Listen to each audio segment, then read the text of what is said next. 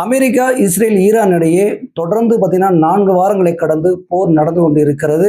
எப்படா இந்த போர் நிறுத்தம் அறிவிக்கப்படும், அதாவது போர் நிறுத்தம் நடைமுறைக்கு வரும் அப்படின்னு சொல்லி உலக நாடுகளே எதிர்பார்த்து கொண்டு இருக்கிறது. அதற்கு முக்கிய காரணமே பெட்ரோல், டீசல் தட்டுப்பாடு, கேஸ் தட்டுப்பாடு பார்த்தீங்கன்னா இதெல்லாம் சந்திக்க வேண்டிய சூழ்நிலை இருக்கும் அப்படின்றதுனால தற்போது பார்த்தீங்கன்னா அமெரிக்க அதிபரான ட்ரம்ப் அவர்கள் ஒரு அறிவிப்பை வெளியிட்டிருக்காரு. அது என்னன்னா, ஈரானுடன் பேச்சுவார்த்தை நடைபெற்று கொண்டிருக்கிறது. அதாவது பேச்சுவார்த்தை ஈடுபட்டு கொண்டிருக்கிறோம். 5 நாட்களுக்கு பார்த்தீங்கன்னா ஈரானுடைய அதாவது மின் இணைப்புகள் மீதும் அதுக்கப்புறம் எரிசக்தி நிலையங்கள் மீதும் நாங்கள் தாக்குதல் நடத்த மாட்டோம்னு சொல்றாங்க. அப்போ மற்ற இடத்துக்குலாம் நீங்க தாக்குதல் நடத்துவீங்களா அப்படின்ற ஒரு கேள்வியும் எழுந்திருக்கிறது. இந்த பக்கம் பார்த்தீங்கன்னா ஈரான் நாங்க அமெரிக்காவிடம் எந்த பேச்சுவார்த்தையும் நடத்தலை அப்படின்னு சொல்றாங்க. அப்போ எதை நம்புறது அப்படின்னு சொல்லி உலக நாடுகள் பார்த்தீங்கன்னா கண் விழித்து பார்த்து கொண்டு இருக்கிறார்கள். ஆனால் டொனால்ட் ட்ரம்ப் அவர்கள் இல்லை நாங்கள் ஈரானுடன் பேச்சுவார்த்தை நடத்தி கொண்டு தான் இருக்கிறோம். இது எந்த அளவுக்கு உண்மை, அதாவது அமெரிக்கா இதுக்கு முன்னாடி எல்லாம் எந்தெந்த நாடுகளிடையே தாக்குதலை ஏற்படுத்தி அங்கே என்னென்ன பிரச்சனை நடந்தது அப்படின்றத இந்த வீடியோவில் முழுசாகவே அலசிடுவோம். இப்போ ஈரானுடன் இந்த போர் நடப்பதற்கு முக்கியமாக இருந்த காரணங்கள் என்ன அப்படின்னு பார்த்தீங்கன்னா, அணுசக்தி ஒப்பந்தங்கள் குறித்து பார்த்தீங்கன்னா அமெரிக்காவும் இஸ்ரேலும் உலக நாடுகளில் பேச்சுவார்த்தை நடத்திட்டு இருந்தாங்க. அப்போ நீங்க அதாவது ஈரான் அணுசக்தி ஒப்பந்தம் மீறுது அப்படின்னு சொல்லி தான் அந்த பேச்சுவார்த்தை நடந்துச்சு. அப்போ அமெரிக்காவும் இஸ்ரேலும் மீறலையா, அப்ப நீங்க பண்றதுனால நாங்களும் பண்றோம் அப்படின்ற ஒரு விஷயங்கள் பேசப்பட்டிருந்த சூழ்நிலையில 5 நாட்கள் இந்த பேச்சுவார்த்தை நடக்கும் அப்படின்னு சொன்னதுல பாத்தீங்கன்னா 2 நாட்கள்லயே இந்த பேச்சுவார்த்தை நடந்து கொண்டு இருக்கும் பொழுதே இஸ்ரேல் ஈரான் மீது தாக்குதல் நடத்துவதற்கு காரணம் என்ன? அப்போ இந்த பேச்சுவார்த்தை தொடர்ந்து முடிவு பெற்ற பின்பு அதுக்கப்புறம் ஒப்பந்தம் கையெழுத்தான பின்பு நீங்க அதாவது பார்த்தீங்கன்னா அணுசக்தி ஒப்பந்தத்தை நீங்க மீறுறீங்க அப்படின்னு சொல்லி அமெரிக்கா, இஸ்ரேலும் உலக நாடுகளும் சொன்னதுக்கு அப்புறம் தான் நீங்க போரே தொடுக்கணும். அப்போ போர் தொடுத்தது யாரு? அமெரிக்காவும் இஸ்ரேலும் இணைந்து தான். அதுக்கப்புறம் முதல்ல இஸ்ரேல் தான் தாக்குதல் நடத்துச்சு. அதுக்கப்புறம் அமெரிக்காவும் உடன்பட்டு தொடர்ந்து தாக்குதல் நடத்தினார்கள். பார்த்தீங்கன்னா அங்க அதாவது ஈரான்ல அதிபர் கமேனி அவர்கள் கொல்லப்பட்டது, அங்க பார்த்தீங்கன்னா நிறைய பள்ளி குழந்தைகள், நிறைய கட்டிடங்கள் சேதப்படுத்தியது எல்லாம் இஸ்ரேல் தான். ஆனால் தொடர்ந்து ஈரானும் அமெரிக்கா, இஸ்ரேல் மீது தாக்குதல் நடத்தி கொண்டே இருந்தது. தற்போது பார்த்தீங்கன்னா ட்ரம்ப் அவர்கள் என்னன்னா அவரோட முக்கிய நோக்கமே அந்த ஈரானுடைய அந்த நுழைவாயில் இருக்கு பார்த்தீங்களா, அதாவது கச்சா எண்ணெய் இறக்குமதி ஏற்றுமதி செய்யும் அந்த நுழைவாயிலை கைப்பற்றுவதுதான் அப்படின்ற தகவலும் தற்போது கசிந்திருக்கிறது. அதாவது அந்த ஹார்முஸ் பகுதியை அமெரிக்கா வசம் ஒப்படைக்க வேண்டும், அதாவது ஆட்சி மாற்றம் கொண்டு வர வேண்டும், ஈரான் மக்கள் எல்லாம் பார்த்தீங்கன்னா அதை தான் விரும்புகிறார்கள் அப்படின்னு சொல்லி தொடர்ந்து அமெரிக்கா கூறி வருகிறது. அப்போ அங்க ஈரான் மக்கள் கூறி வந்தாங்க அப்படின்னா ஹார்முஸ் பகுதியை நீங்க எது கேட்குறீங்க அப்படின்ற ஒரு கேள்வியும் எழ செய்கிறது. அதுக்கப்புறம் ஹார்முஸ் பகுதியை அவ்வளோ சீக்கிரம் நெருங்க முடியாதுன்னு சொல்லிடுறாங்க. அங்கு IRGCA ஈரானின் பார்த்தீங்கன்னா இராணுவ படைகள் இருக்கிறது. அது அங்க அந்த படைகள்கிட்ட நீங்க நெருங்கணும்னா சாதாரண விஷயம் கிடையாது அப்படின்னு சொல்றாங்க. அதற்கு தான் பயந்து கொண்டு இருக்கிறது. இந்த பக்கம் ட்ரம்ப் அவர்கள் கூறிய விஷயத்திற்கு வருவோம். அங்க அவர் கூறிய விஷயங்கள்ல முக்கியமா நம்ம பார்க்கப்படுவது என்னன்னா, எரிசக்தி நிலையங்கள், அதாவது ஈரானின் எரிசக்தி நிலையங்களையும் அதுக்கப்புறம் பார்த்தீங்கன்னா மின் நிலையங்களையும் நாங்கள் தாக்க மாட்டோம் அப்படின்னு சொல்றாரு. அப்படின்னா மற்ற இடங்களை நாங்கள் தாக்குவோம், இந்த இடங்களை தாக்கினால் உலக பொருளாதாரம் பார்த்தீங்கன்னா தடைபட்டு போயிடும். இப்பயே கச்சா இன்னைக்கு பார்த்தீங்கன்னா உலக நாடுகள் தத்தளித்து கொண்டு இருக்கிறது. அப்படி இருக்கும் சூழ்நிலையில இது அமெரிக்காவும் பின்னடைவு ஏற்படும். அவங்களும் கச்சா இன்னைக்கு எங்க போவாங்க? பார்த்தீங்கன்னா ஈரான், ஈராக்கு, சவுதி அரேபியா இவங்க நம்பி தான் இருக்கிறது. அதுவும் ஈரானை நம்பி பார்த்தீங்கன்னா முக்கியமாக உலக நாடுகள் இருந்து கொண்டிருக்கும் சூழ்நிலை இதற்கு அமெரிக்காவும் பாதிக்கப்படும் அப்படின்றதுனால இவங்க குறிப்பாக பார்த்தீங்கன்னா எரிசக்தி நிலையங்களையும் மின் நிலையங்களையும் தாக்க மாட்டோம் அப்படின்னு சொல்லியிருக்கிறாங்க. அப்போ இங்க ஈரானுடன் பேச்சுவார்த்தை நடைபெற்று கொண்டு இருக்கிறது அப்படின்னு சொல்லி டொனால்ட் ட்ரம்ப் அவர்கள் கூறும் விஷயங்களை பார்க்கும் பொழுது ஈரான் இல்லைன்னு சொல்றாங்க அப்படின்னா ட்ரம்ப் அதுக்கு என்ன தெரியுமா பதில் சொல்றாரு?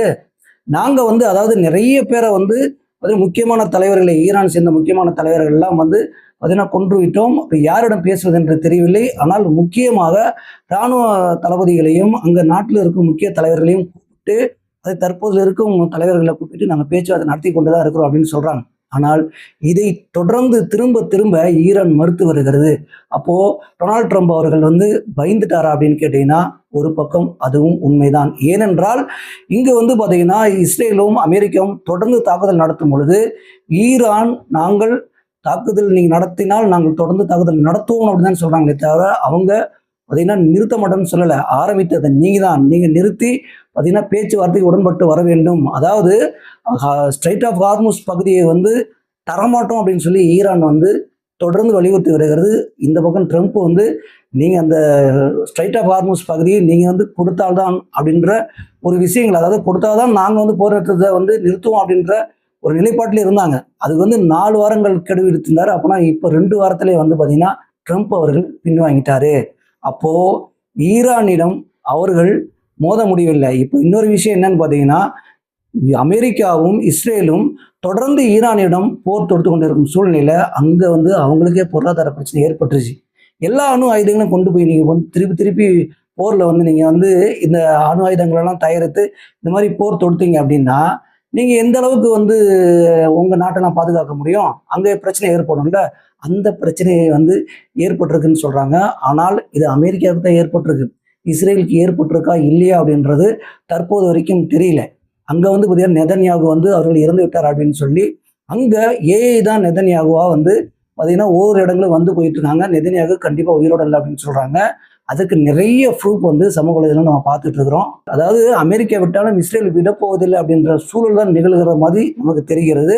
ஆனால் டொனால்ட் ட்ரம்ப் அவர்கள் என்ன முடிவெடுக்க போகிறார் அப்படின்றதையும் நாம் பொறுத்திருந்து பார்க்கலாம். இதில் இன்னும் 2-3 நாட்களில் கண்டிப்பாக போர் நிறுத்தம் அறிவிப்பு வரும் அப்படின்னு தான் நம்ம எதிர்பார்க்குறோம். இல்லை தொடர்ந்தது அப்படின்னா இதில் அமெரிக்காவும் பாதிக்கப்படும், இஸ்ரேலும் பாதிக்கப்படும் அப்படின்றது தான் தற்போது நிலவும் சூழ்நிலை அப்படின்றதையும் சொல்லிடலாம். இதில் முக்கியமாக அமெரிக்கா வந்து ஈரான் மீது போர் தொடுப்பதற்கு என்ன காரணம், அதாவது அணு ஆயுத ஒப்பந்தங்கள் காரணமாக இருந்தாலுமே இதில் இன்னொரு காரணம் இருக்கிறது. அது என்ன அப்படின்னு பார்த்தீங்கன்னா, மெயினாகவே பார்த்தீங்கன்னா ஹார்முஸ் பகுதியை வந்து நம்ம கைப்பற்றுறோம் அப்படின்னா அதுக்கப்புறம் வந்து எண்ணெய் வளங்களெல்லாம் நான் கைப்பற்றிடலாம், நம்ம கட்டுப்பாட்டுக்குள்ளே வரும் அப்படின்றதான் நிதர்சனமான உண்மை. இதற்கு முக்கியமாக காரணமாக இருந்தவர்கள் யார் அப்படின்னு பார்த்தீங்கன்னா டொனால்ட் ட்ரம்ப்போட மருமகன் சொல்கிறாங்க. அதுக்கப்புறம் வந்து பாதுகாப்புத்துறை அமைச்சர், அதாவது அமெரிக்காவின் முன்னாள் பாதுகாப்புத்துறை அமைச்சராக இருந்தவர் பார்த்தீங்கன்னா இதற்கும் ஆலோசனை கொடுத்துருக்காங்க. அதுக்கப்புறம் ரியல் எஸ்டேட் முதலாளியான ஸ்ரீவிகாஸ் காஸ் அப்படின்ற ஒருத்தர் வந்து ஒரு ரியல் எஸ்டேட் வந்து உலக நாடுகள் வரைக்கும் பண்ணிட்டு இருக்காரு. அதுக்கு நெருங்கி, அதாவது பார்த்தீங்கன்னா அமெரிக்காவுக்கு நெருங்கிய உறவும் வைத்திருந்தார். அதுக்கப்புறம் ஒரு அதிபரும் வரும்பொழுதெல்லாம் இவருடன் பேச்சுவார்த்தை நடத்துவாங்களாம். அதே மாதிரி ட்ரம்ப்பும் வந்து பார்த்தீங்கன்னா இவருடன் பேச்சுவார்த்தை நடத்திய பொழுது பார்த்தீங்கன்னா இந்த 3 பேருமே ஒரே கருத்தை தெரிவிச்சிருக்கிறாங்க. என்னன்னா, நம்ம ஹார்முஸ் பகுதியை கைப்பற்றிட்டோம் அப்படின்னா எண்ணெய் வளங்களையும் கைப்பற்றிடலாம், எரிசக்தி நிலையும் கைப்பற்றிடலாம், நமக்கு பொருளாதார பிரச்சனை ஏற்படாது, தொடர்ந்து நம்ம மற்ற நாடுகளுக்கு நம்ம தான் சேல்ஸ் பண்ணுவோம். அடிக்கடி வந்து ஒரு விஷயங்கள் வருகிறது, எல்லாத்துக்குமே காரணம் அமெரிக்கா தான் அப்படின்னு சொல்லுவாங்க. ஏன்னா பொருளாதார இறக்குமதி ஏற்றுமதி வரி விதிப்பது எல்லாமே வந்து அமெரிக்கா தான் முடிவு செய்யும். இப்போ ஈரானிடமும் அதை வந்து திணிக்கும் பொழுது பார்த்தீங்கன்னா இங்கே அணுசக்தி ஒப்பந்தத்திலிருந்து தான் ஆரம்பிச்சிருக்காங்க. ஆரம்பிக்கும் பொழுது பிரச்சனை இப்போ வேற ரூட்டில் போயிருச்சு. அது வந்து இன்னும் 2-3 நாட்களில் என்ன நடக்கும் அப்படின்றதையும் நாம் பொறுத்திருந்து பார்க்கலாம். கேட்பார் பேச்சை கேட்டு இப்போ நடுத்தர நிற்கிறாரு ட்ரம்ப்பு அப்படின்றதான் உண்மை.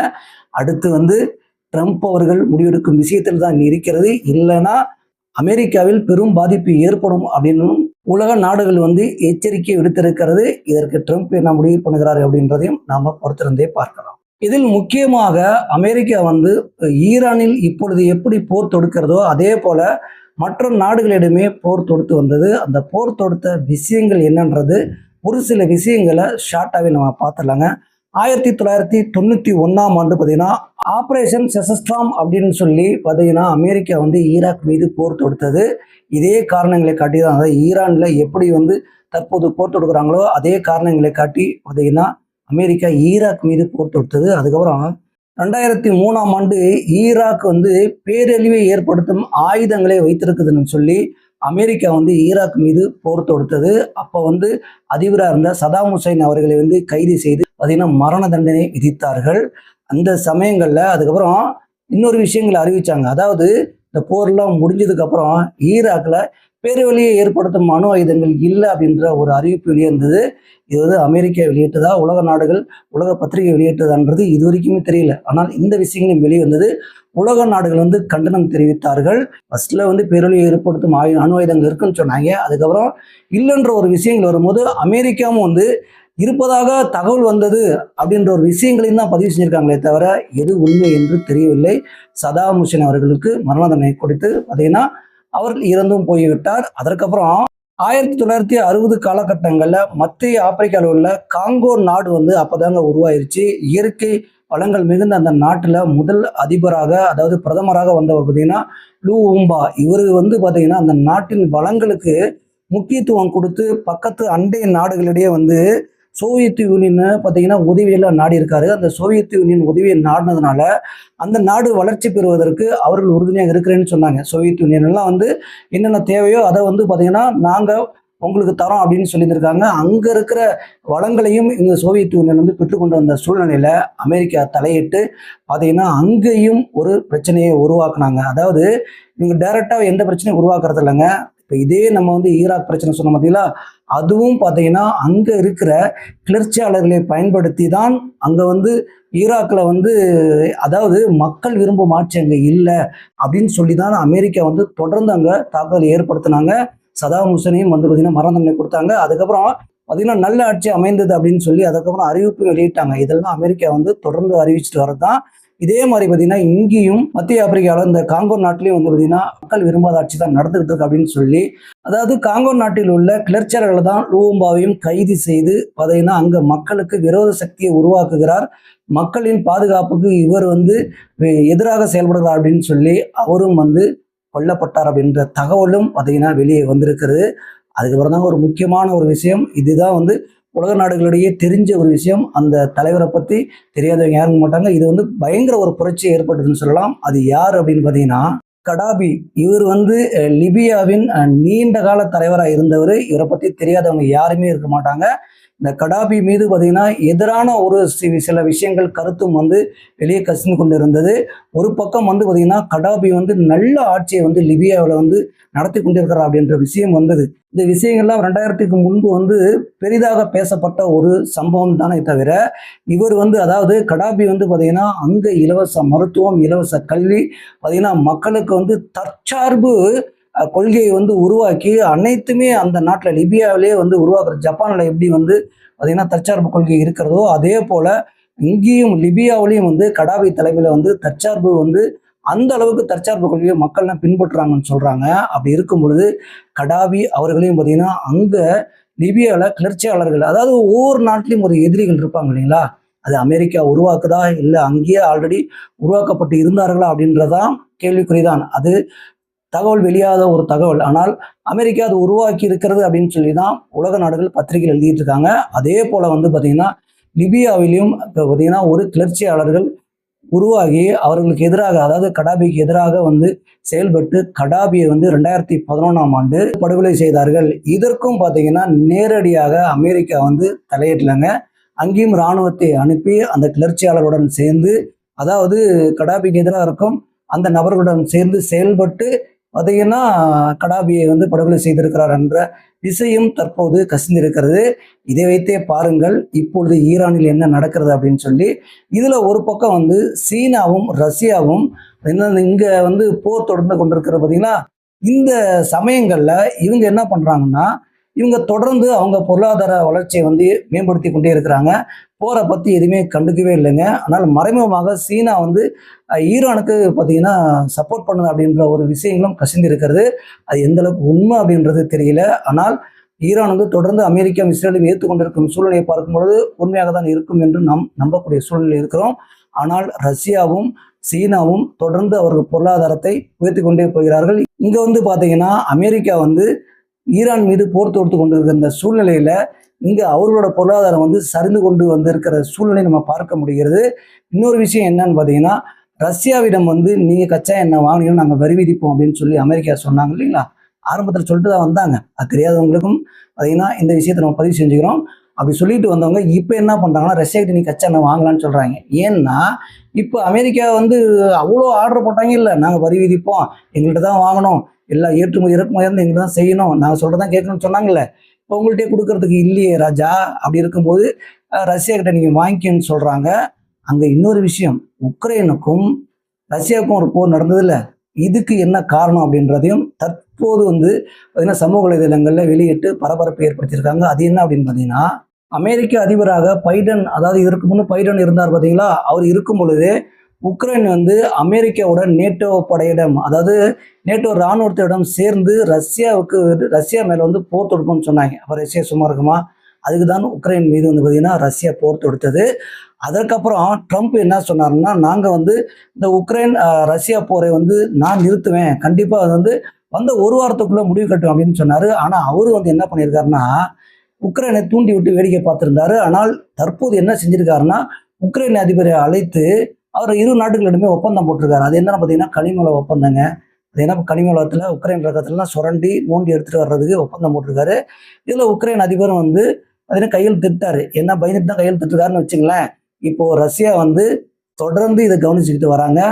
இப்போ வந்து ஈரானோட வந்து அமெரிக்கா போர் தொடுத்த காரணத்தினால இப்போ ரஷ்யாவும் கையும் சீனாவும் கையும் ஓங்கி இருக்குது இல்லை.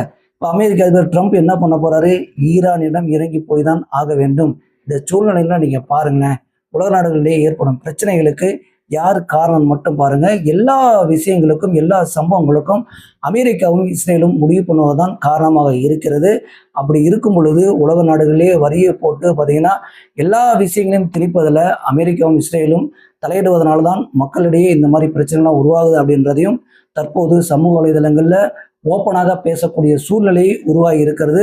இதை மக்கள் தெரிந்து கொண்டு தயவு செய்து இந்த கேஸ், பெட்ரோல், டீசல், இந்த எரிசக்தி விஷயங்கள் எல்லாம் கொஞ்சம் கவனம் செலுத்தி குறைச்சிக்கிட்டிங்கன்னா நாம் வந்து அடுத்தடுத்து காலங்களில் என்ன நடக்குதுன்றதை பார்த்துக்கிட்டு நம்மளோட தேவைகள் கண்டிப்பாக பூர்த்தியாகும் அப்படின்னு சொல்லி நம்ம பிரதமர் அவர்களும் சொல்லியிருக்காரு. இதை கவனத்தில் எடுத்துக்கணும்னு சொல்லி இந்த நேரத்திலையும் நான் நினைவூட்டிக் கொள்ள விரும்புகிறேன். தற்போது வீடியோவோட இறுதி பகுதியில் நம்ம சொல்ல வர விஷயங்கள் என்ன அப்படின்னு பார்த்தீங்கன்னா, அமெரிக்கா வந்து ஈரான் மீது பொருளாதார தடை விதித்தது தான் இந்த போருக்கும் காரணம். உலக மக்களிடையே தற்போது வந்து பார்த்தீங்கன்னா வாழ்வாதாரம் பாதிப்பு ஏற்பட்டதற்கும் காரணம் அப்படின்னு சொல்லி நம்ம இந்த நேரத்தில் கூறிக்க விரும்புகிறேன். ஏனென்றால் இங்கே அமெரிக்கா மட்டும் முடிவு செய்யலைங்க, அதற்கு பின்னாடி இஸ்ரேலும் இருக்கிறது. இரண்டு நாடுகளுமே வந்து உலக நாடுகளிடையே பார்த்தீங்கன்னா இந்த மாதிரி நிறைய விஷயங்களை வந்து பார்த்தீங்கன்னா வேறு விதமாக, அதாவது அணுசக்தி ஒப்பந்தங்களை பற்றி நீங்கள் பேசுகிறீங்க அப்படின்னா அதை வந்து முழுமையாக நீங்கள் பேசி கையெழுத்திட்டதுக்கப்புறம் அடுத்து போர் தொடுத்திருந்தால் அந்த பிரச்சனை இல்லைங்க. அதில் வந்து அமெரிக்காவும் இஸ்ரேலும் பாதிக்கப்பட்டால் பிரச்சனை இல்லை. ஏன்னா நீங்கள் தான் போர் தொடுக்குறீங்க, ஈரானும் எதிர்த்தாக்குதல் நடத்தினா அது உங்களுக்கு நடக்கிற பிரச்சனை அப்படின்னு பார்த்தோம்னா அது பார்க்க முடியாது. ஏன்னா ஈரானிலிருந்தும் ஈராக்கில் இருந்தும் அதுக்கப்புறம் சவுதி அரேபியா, இந்த பக்கம் யுஏஇலிருந்து தான் உலக நாடுகளுக்கு வந்து கச்சா எண்ணெய் பார்த்தீங்கன்னா எல்லாமே ஏற்றுமதி ஆகிறது. அப்படி இருக்கும்பொழுது ஈரானில் 80% உலக நாடுகளுக்கு வந்து கச்சா எண்ணெய் வந்து ஏற்றுமதி ஆகும் சூழ்நிலையில் தற்போது அங்கே போர் நடந்தால் இங்கே என்ன நடக்கும்? உலக நாடுகளில் தற்போது எரிசக்தி, அதாவது பார்த்தீங்கன்னா கேஸ், பெட்ரோல் இதெல்லாம் தட்டுப்பாடு ஏற்பட்டிருக்கு பார்த்தீங்களா. இந்த பிரச்சனை எல்லாம் தொடரும். ஆனால் தற்போது ட்ரம்ப் அவர்கள் வந்து இந்த நிலைமையை புரிந்து கொண்டு போர் நிறுத்தத்தை அறிவிப்பார் அப்படின்னு நம்ம எதிர்பார்க்கலாம். ஒருவேளை நம்ம பேசிக்கிட்டே இருக்கும்போது கூட இந்த விஷயங்கள் வெளிவரலாம். ஒருவேளை அமெரிக்கா வந்து இஸ்ரேலுடன் சேர்ந்து ஈரானுடன் தொடர்ந்து போர் தொடர்ந்தால் பாதிக்கப்படுவது அவர்களும் தான் அப்படின்றத இந்த நேரத்தில் நினைவு கூறிய விரும்புகிறேன். இந்த மாதிரி தமிழ்நாட்டில் உலகத்தில் நடக்கும் அனைத்து விஷயங்களும் தொடர்ந்து அலசுவோம், தொடர்ந்து பேசுவோம். தொடர்ந்து தமிழ் தேசிய குரல் இருந்திருங்கள். தமிழ் தேசிய குரல் மகேஷின் அன்பு வணக்கம்.